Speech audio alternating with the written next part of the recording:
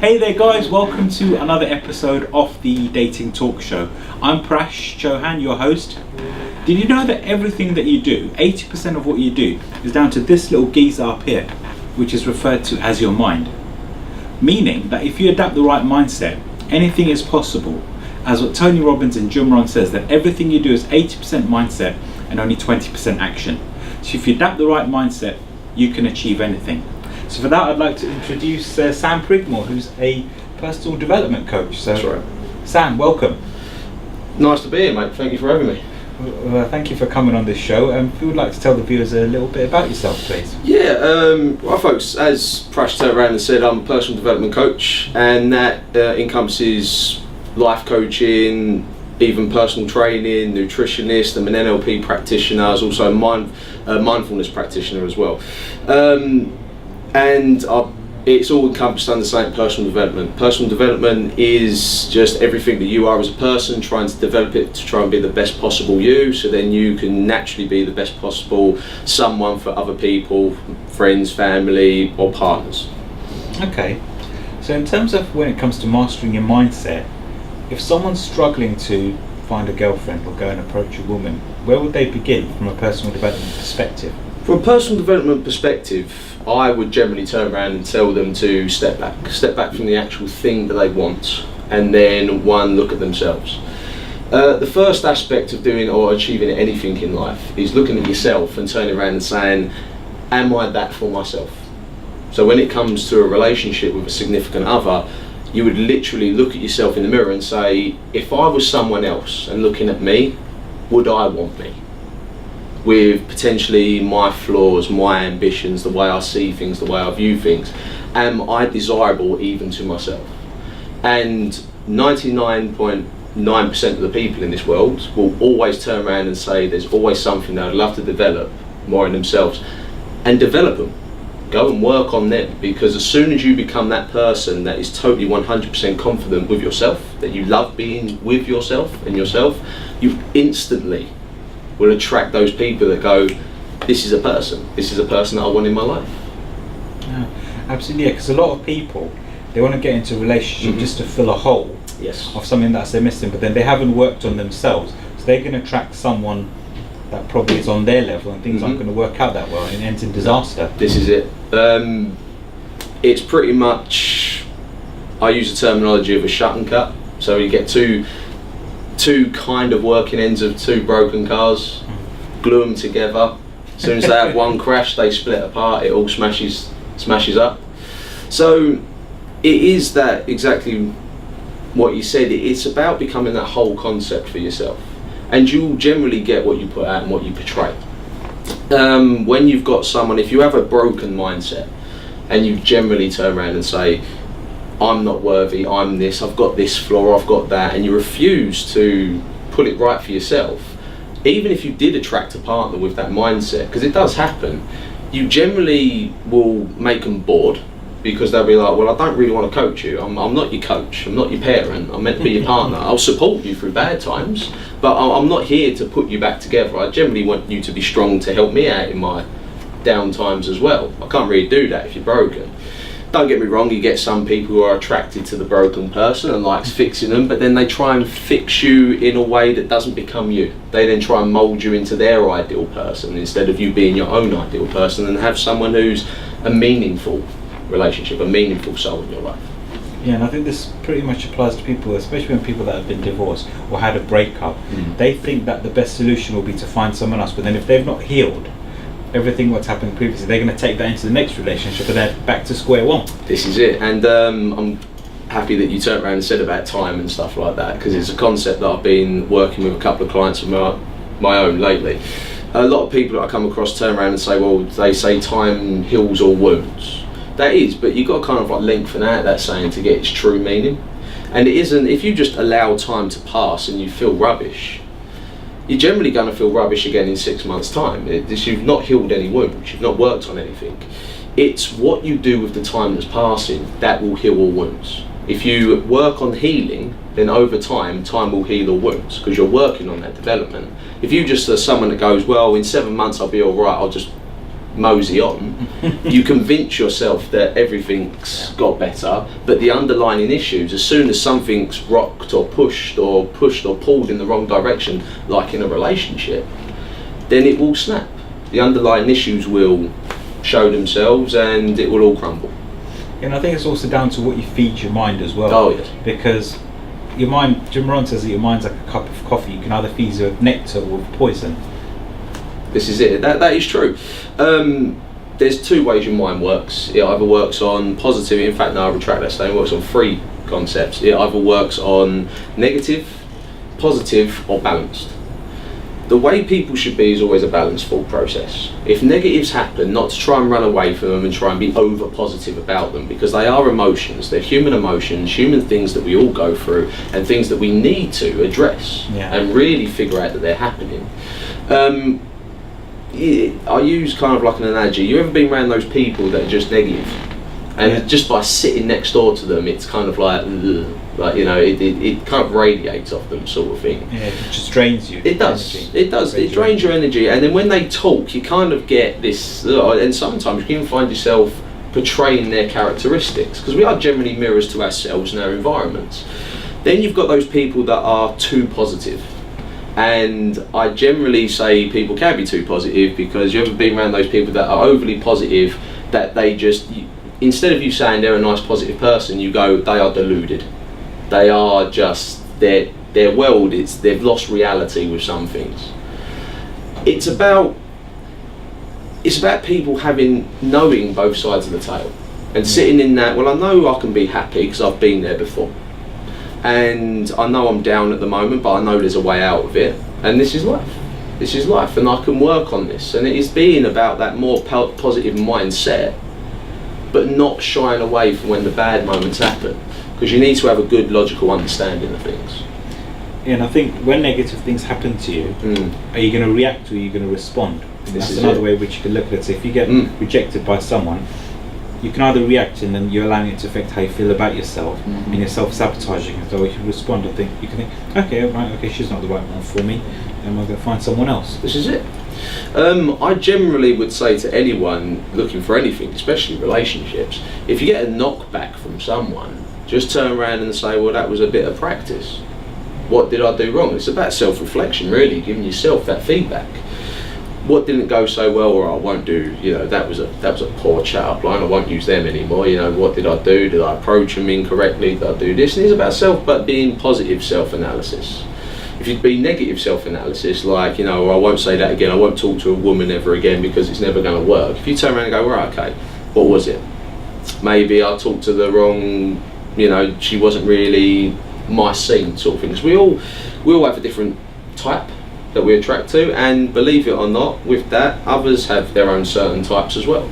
So if you try and go out of your own shell that much too far, you'll probably end up trying to talk to someone and make a connection with someone that isn't your type on that level. You can probably make a good friend out of it, but it won't go any further than that. Yeah. So once again, if you make a good friend out of something, go brilliant, or at least it's worked. That conversation worked.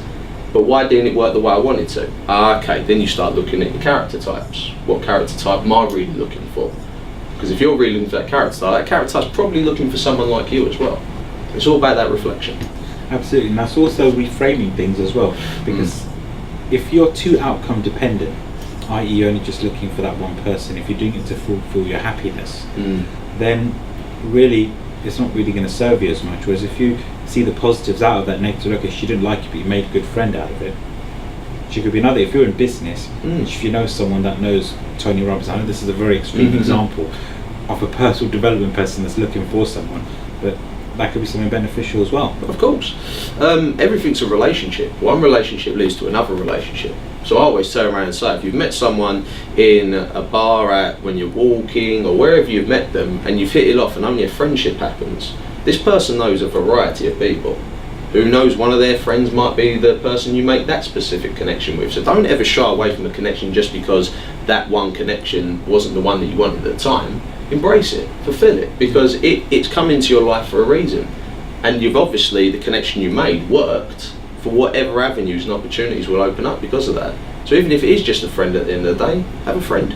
Because sometimes friendships last a lot longer than partner relationships, and they can help you out in times of need, especially when you're looking for someone for a different point of view, especially with what you're trying to achieve. Yeah. I think Richard Wiseman, he did a study at the University of Hertfordshire where people that had bigger social circles found partners more easily rather than people that didn't. Yes. There was another study that went out, and I can't remember who said it, but you generally will mirror the 5 most closest people to you. So you become kind of like a blend of them. And it isn't becoming something that you're not, because if you're blending with someone else's way, their being, is because you're accepting it into yourself, because there's a part of you that resonates with it. So that part of it, that characteristic, lives within inside you. You're just building on it to get it to a nice comfortable level inside yourself. And those social networks will make you more comfortable in bigger groups, talking to more diverse people, knowing what kind of conversations to have with certain people as well. So sometimes the first step into possibly attracting someone in a relationship, in a partner situation, is actually going as far back as expanding your social circle, your circle of friends, and changing the dynamic there, because it can all snowball further from there. Yeah, creating that snowball effect. When you start something and you gain that momentum, who knows where it can take you. This is it. I think most people have a challenge of just getting started with something and just making that first step because they're afraid of failure at first. Yeah. But then when they worry about something, they're just looking at what the most negative outcome would be. How could you reprogram your mind so they won't worry about it and see the positives? There's really 2. If I had someone come to me with those, I've got fear of failure. If failure happens, it's going to knock me really, really hard. There's 2 practices I would specifically give them. One, it's a self-appreciation list. A lot of people, when they don't really understand it, will turn their nose up it or laugh it off like this is silly. But sometimes a silly practice can go a long way. The reason why a lot of people are fear of failure is because they've failed once and then they keep saying to themselves, I don't want this to happen, I have this fear of failure, that was scary. And then you really trigger off a convincing mode in your brain that this will trigger fear, that this will set off my fear, then I will crumble, and then you've convinced yourself of this basically perceived future or this perceived way of being when this happens. So one of the first things that I would turn around and say to people is get yourself a list, just a bit of paper and a pen, and write down all the positive words and statements that reflect you. Even if you don't truly believe them, if you really go, I can't think of positive words to say about myself because I just don't feel them, then write down words and phrases that people have positively said about you. So if you said, people have said that I'm funny, people have said that I am committed, people have said I'm charismatic.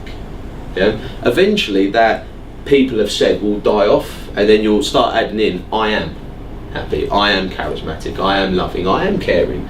And all you're doing is you're doing what you've done just in a positive way. So for years you've gone, I'm fearful. Now you're turning around and saying, I'm fearless.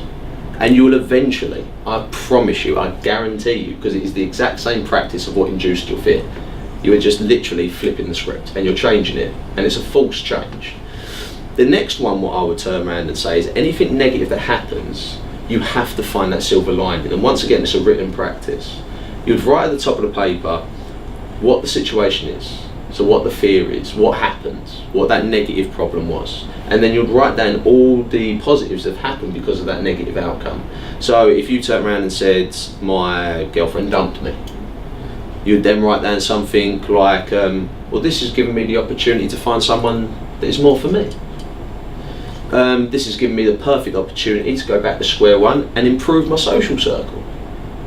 This has allowed me to actually do what I want to do without fear of someone saying, no, don't do that, or questioning why I'm doing things.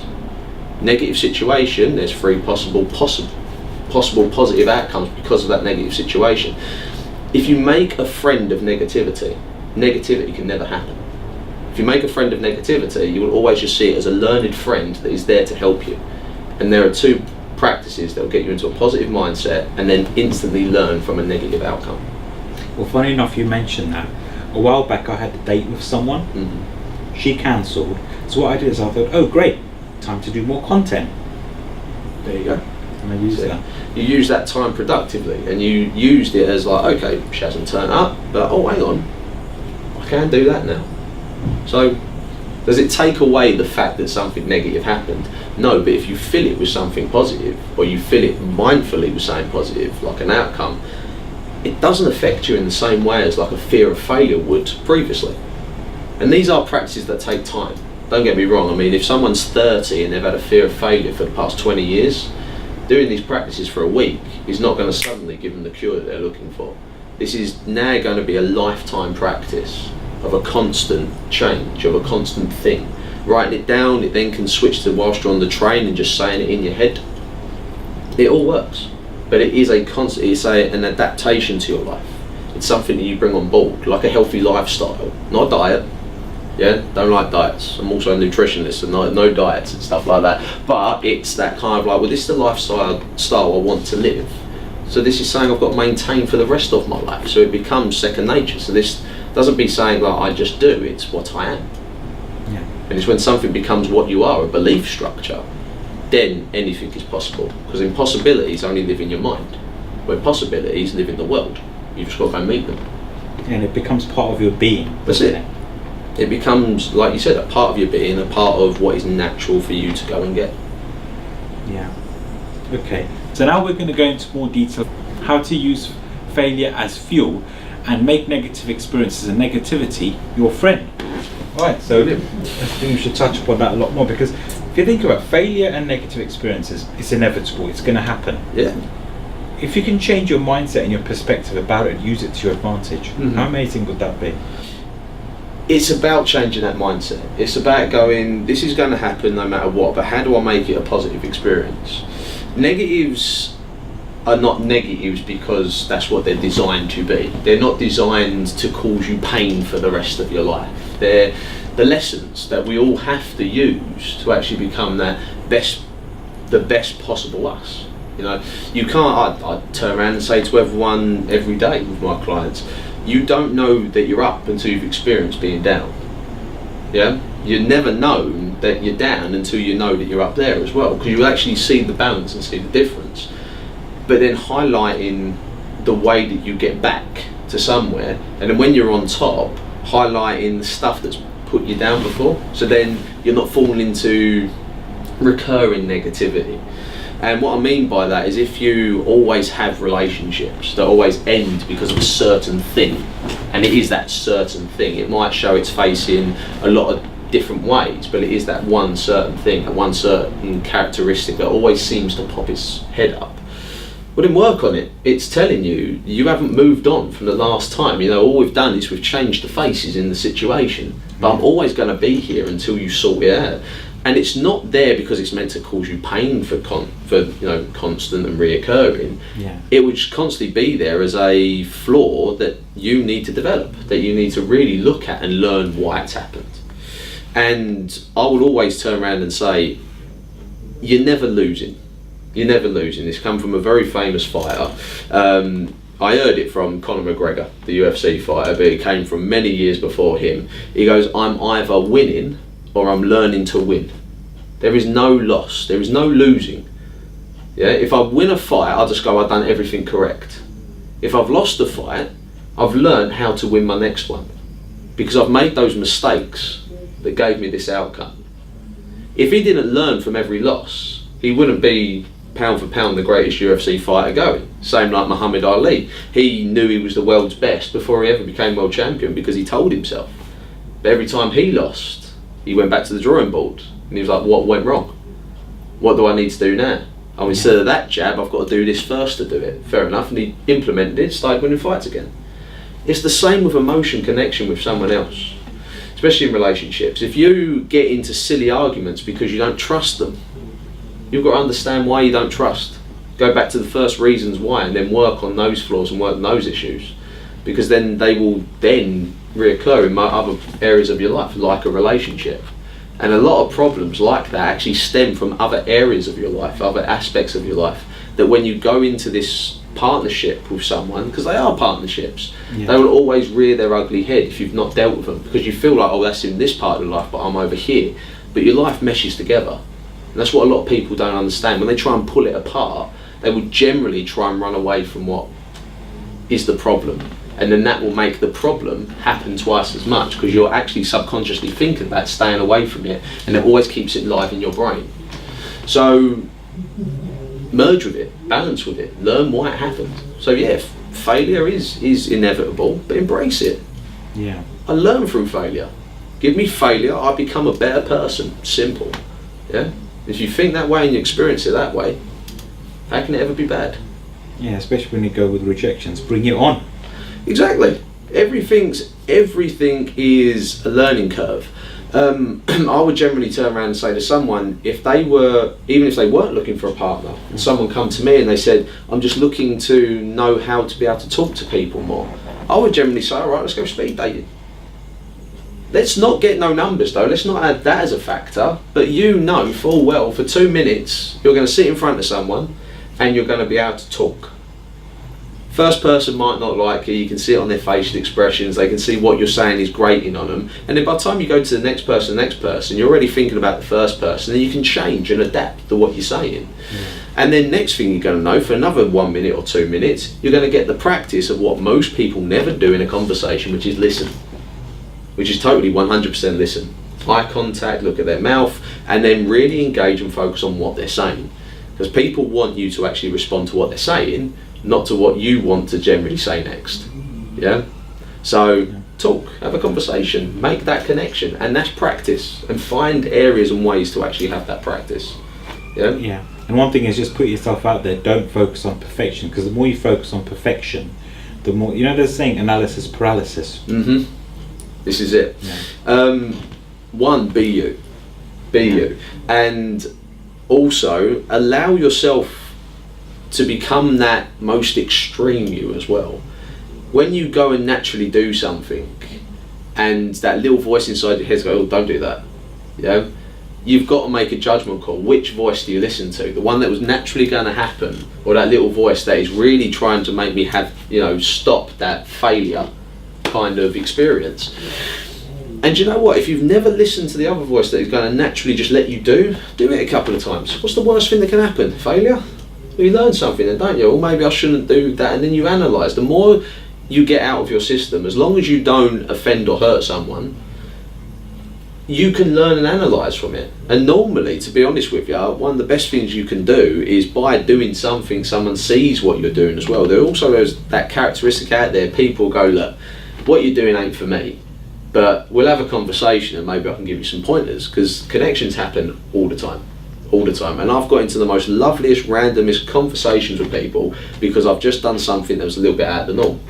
And they're not my friend, they don't become long-time friends. After this conversation that we have, I'm never going to see them again, but I've learned a lot from them because it's a different way, it's a different angle.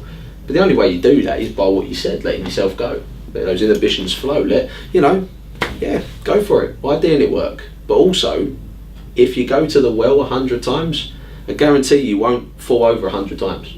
No. There'll be a lot of times you swim, there'll be a lot of times that you get, afloat. There'll be a lot of times that actually work and you'll surprise yourself. And it'll be those times as well where you go, I'm not really feeling it today. I'm going to drop the act, I'm going to drop it's this character tonight, that character tonight, I'm just going to be me. And it's in those moments, because you're the most comfortable within your own shoes, that you actually start opening up the floodgates for everyone else to see exactly what they want to see, which is the real you. They don't want to see it 3 months down the line.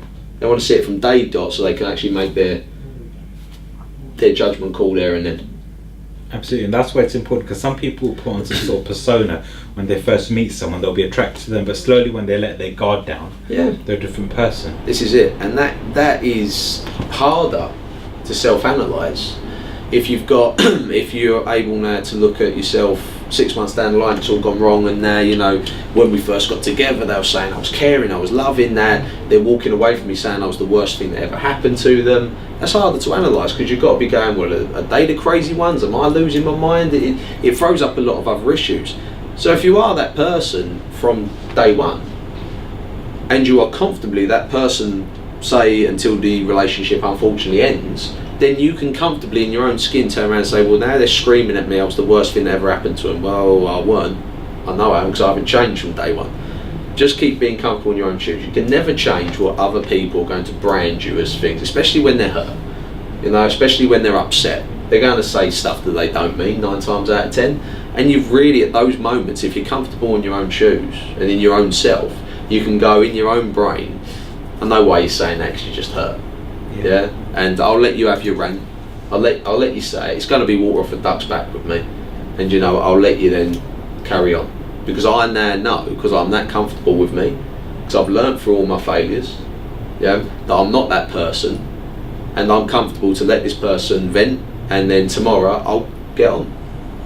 I'll be able to go, that was another experience in my life. I'll learn what I've got to learn through it, let go of the stuff that's not mine to control, and then I'll be able to move forward a lot quicker than what a lot of people do.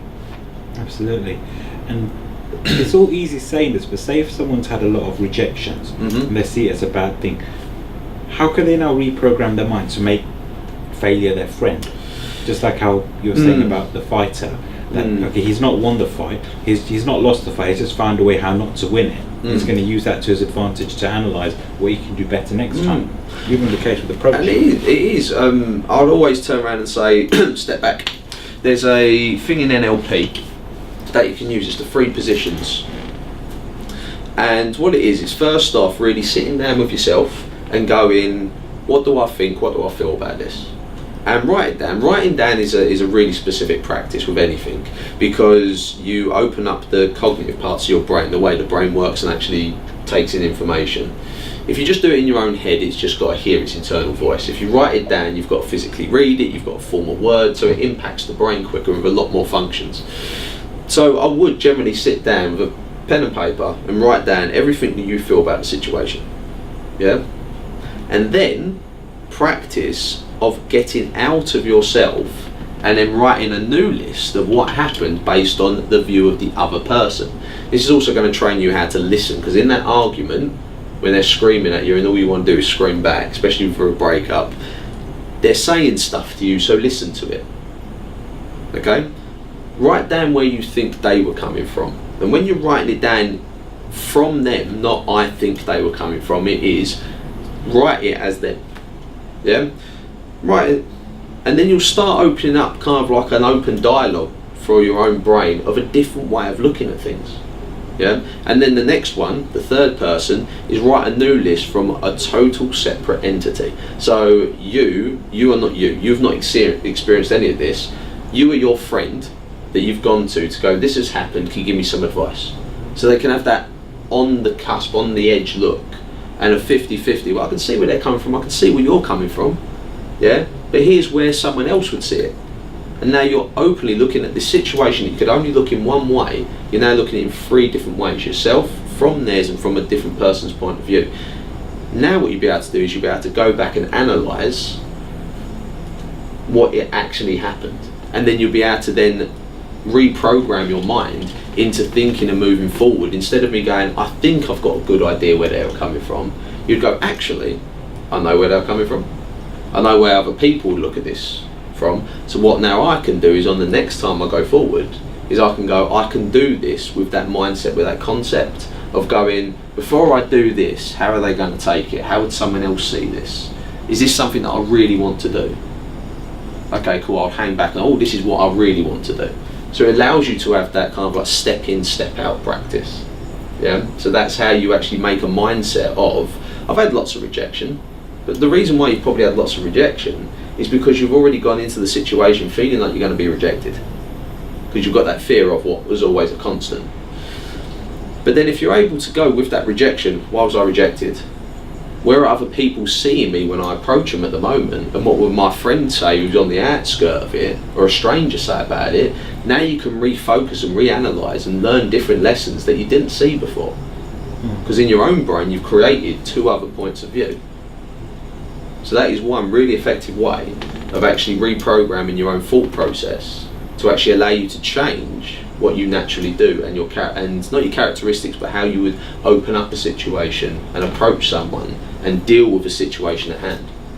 And that's also a really good way of actually how to stop arguments. So if you are in a relationship but your partner and you are arguing quite a lot, that's a really good practice to try and right there, before it turns into this great big massive volcano argument, to actually step back, do this very quickly in your head and go, whoa, let's have a cup of tea, let's see what actually has to happen, instead of this great big massive fight that really 9 times out of 10 doesn't need to happen, and you feel silly about it happening afterwards. Yeah, when you look at it, you'll think to yourself, was it worth it? This is it. And if you've ever had one of those moments after an argument, it weren't worth it. If you've gone, was it worth it? That argument was not worth it. If you've had, and I'm pretty sure people have had those arguments where you've had the argument gone, actually that was needed, then unfortunately that argument was needed. That had to happen. And things like that do happen, but 9 times out of 10, the reason why people blow up is because they only see it from their own point of view, and they don't take into account what the other person might be thinking, feeling, and how they're going to respond to things, and how they might be affected by it. And then they don't also see what other people from the outside might view them as.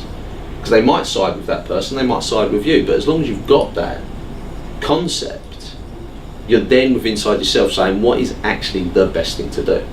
And if the thing is that you've fear of rejection constantly, and every time you go to someone you've got rejected, in your brain you've already gone up to them saying this ain't gonna work, and that will come over in your demeanour, in your persona, in like the way you go over to them, in the way that you talk to them. Yeah, if you go, actually they don't want a timid person coming up to them, they want someone who's proud and who's confident and who sees their past as a gift instead of a burden. And then you can actually, just by being you with the way you now look, this person goes, wow, it's a conversation I want to have. And you've opened up the door and then let things naturally happen. Yeah. Well, Sam, thank you so much for all that value that you've given me. For those of you that want to get in touch with you, how can they go about doing it? They can get in touch with me through my website, so it's www.bethepathfinder.co.uk, and just phone me up, email me, come to one of my workshops that I run, and they'll be more than welcome. Okay, great. Well, I'll post a link in the description below. Well guys, I hope you find that helpful. For those of you that have been watching, thank you so much for watching this show. You know the drill. Like, share and subscribe, and keep those questions and comments coming. And remember, there's no such thing as failure, only feedback, and use it as your friend. Bye for now. All right.